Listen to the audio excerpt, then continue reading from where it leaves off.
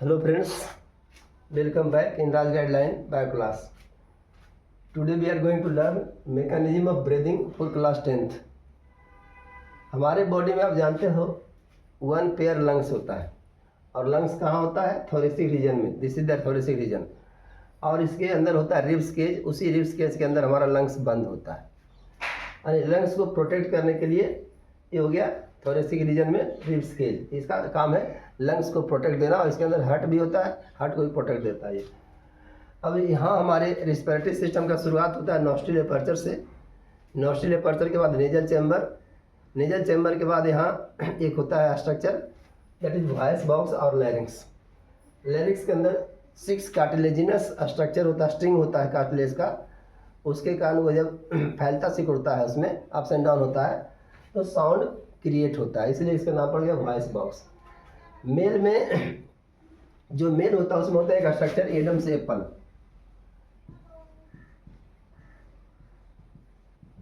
और male human beings में Adam's apple होता है. केवल होता है male only in male, female में नहीं होता.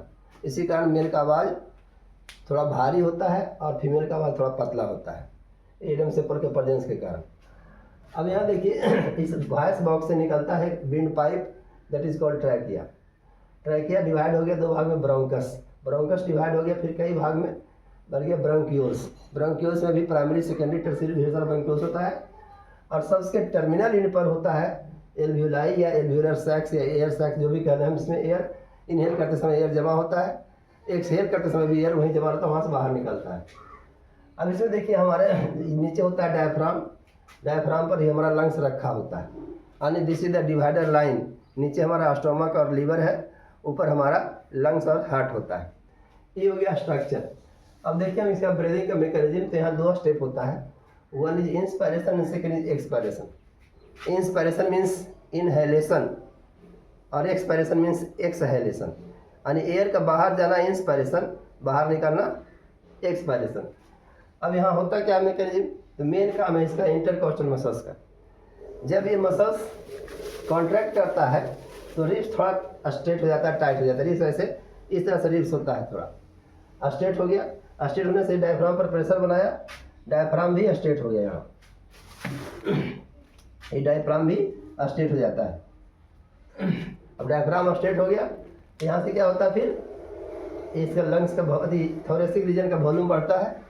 और थोरेसिक रीजन का वॉल्यूम बढ़ेगा तो इसके अंदर एयर का प्रेशर कम जाता है. उस प्रेशर को मेंटेन करने के लिए हम लोग इनहेल करते हैं, दैट इज इंस्पायरेशन. अब इसका उल्टा, अगर इसमें रिलैक्सेशन होगा, रिलैक्स करेगा मसल्स, रिलैक्स करेगा. रिलैक्स का मतलब ये आराम करना. तो रिब्स, डायफ्राम जितना है लंग्स हमारा सब प्रायर पोजीशन में वापस आ गया. That is contraction of thoracic region. Thoracic region सिकुड़ गया, एयर पर जो था उसमें प्रेशर बना, तो एयर को हम लोग बाहर निकाल दिए. This is the process of breathing. आपने समझा इसको. अगले हम लोग कल पढ़ेंगे transportation of respiratory gases next video में. Okay, thank you for today.